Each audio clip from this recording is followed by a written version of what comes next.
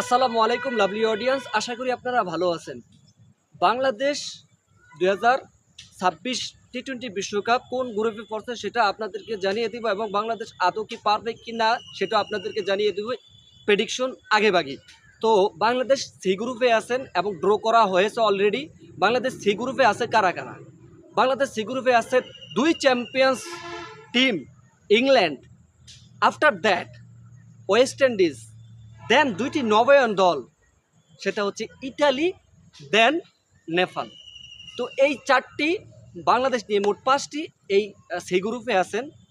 আর বরাবরের মতোই কিন্তু আমরা গ্রুপ পর্বে কিন্তু পাকিস্তান আর ইন্ডিয়া আমরা দেখি বরাবরই তারা তাদের গ্রুপে আছেন। তো সেটা another subject. Come to the point. Point হচ্ছে ভাই, বাংলাদেশ কি আদৌ 2026 বিশ্বকাপ পারবে? মোট 4টি গ্রুপ হয়েছে, 4টির ভিতরে 20টি দল থাকবে। মোট 20টি দলের ভিতরে বাংলাদেশও কিন্তু সেই কাতারই আছেন। তো বাংলাদেশ কি আদৌ পারবে সেটা নিয়ে এখন প্রশ্ন।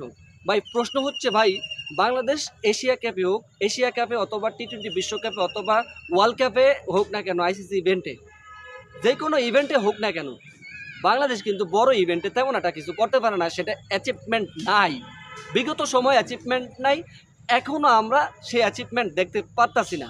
আমাদের প্লেয়ারকে যাচাই বাছাই করে, রিপ্লেসমেন্ট করে, কিভাবে কার কোন পজিশনে খেলতে হবে সেই রোল মডেলটা শুধুমাত্র বিসিবি এই কাজ করে দেয়। নেতার পরিবর্তন হয়, একটা কথা আছে না, নেতার পরিবর্তন হয়, নীতির পরিবর্তন হয় না। বিসিবি পরিবর্তন হয় কিন্তু মাগার বিসিবি যে কার্যক্রম আছে, কার্যকলাপ আছে, সেগুলো পরিবর্তন হয় না। ভাই কোথায় কোন প্লেয়ারদেরকে এক্সিকিউট করতে হবে সেটা জানে না। মানে আমাদের বাংলাদেশের প্লেয়ারদের এই তাড়াহুড়ার কারণে কিন্তু আমরা বাংলাদেশ ক্রিকেট সববারই আমরা দেখি ফ্লপ। তো আমি মনে করি যে তাড়াহুড়া না করে ক্রিকেট যে একটা মেন্টাল গেম, সেটা মাথার ভিতর নিলেই বাংলাদেশ অবশ্যই ভালো করতে পারবে। দেখেন গতকালকে রাইজিং এশিয়া কাপে পাকিস্তানের এগেনস্টে যে ম্যাচটা হারলো, সেটা কি হারার কথা আদৌ? সেটা যদি নেপালও থাকতো সেটাও নেপাল জিততে পারতো। সেটা কোনো হারার কোনো মানেই নেই। গোলগুটির খেলা এরকম বিরল হবে, কিন্তু বাংলাদেশ তো বিরল না। বাংলাদেশ তো ধারাবাহিকভাবে এই ফ্লপ করতে আছে, বড়রা যেরকম করে ছোটরা তেমনই করে। তো সেজন্য বলি কি, বাংলাদেশের এই মেন্টালটা চেঞ্জ করতে হবে। কিভাবে খেলতে হবে, স্ট্রাইক কীভাবে রোটেট করে খেলতে হবে, 7টা বা 6টা উইকেট পড়লে কীভাবে খেলতে হবে, কীভাবে দলটাকে হাল ধরতে হবে, সেই স্ট্র্যাটেজি যাই না খেলতে হবে। তো আমি মনে করি 2026 বিশ্বকাপ, টি-20 বিশ্বকাপ, সেহেতু বাংলাদেশের আগে ভাগে প্রিপেয়ার্ড হতে হবে কিভাবে খেলতে হবে। তো দেখেন ভাই, আমি মনে করি যে বড় বড় ছক্কা মারলে, বড় বড় ফোর মারলে, অথবা আপনারা ফাটিয়ে খেললে একবারে আপনারা প্লেয়ার হয়ে যান না।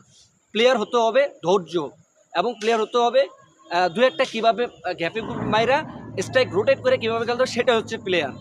তো আমি মনে করি রিপ্লেসমেন্ট হিসেবে আমি দুইজন প্লেয়ার দেখতে পারছি রাইজিং এশিয়া কাপে। 2টি প্লেয়ারই আমার কাছে বেশ ভালো লাগছে।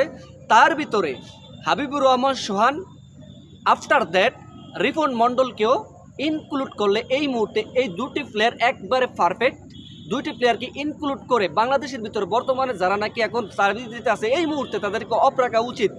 আয়ারল্যান্ডের সিরিজে তাদেরকে দিলে অবশ্যই ভালো খেলবে, এটাই স্বাভাবিক। কিন্তু আয়ারল্যান্ডের সিরিজের ভালো খেলার পরে আপনারা তো তাদেরকেই টানবেন, তাই না? পরবর্তী গল্পগুলো ভুলে তাদেরকে টানবেন, এটা আমাদের বাংলাদেশের রিচুয়াল ভাই। তো দুজন প্লেয়ারদেরকে এই মুহূর্তে অফ রাখা উচিত।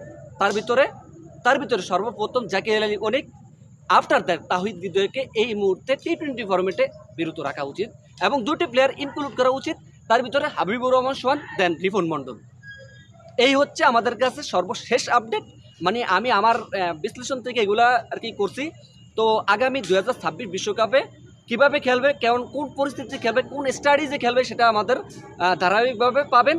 তো আমি মনে করি এই দুজনকে ইনক্লুড করে ধারাবাহিকভাবে আপনারা দল গোছিয়ে গেছে বিপিএল খেলে এবং অন্যান্য সিরিজগুলো যদি পান খেলে ভালো মতো প্রিপেয়ার্ড হয়ে বিশ্বকাপ খেলতে যান। আশা করি ভালো কিছু বয়ে আনতে পারবেন।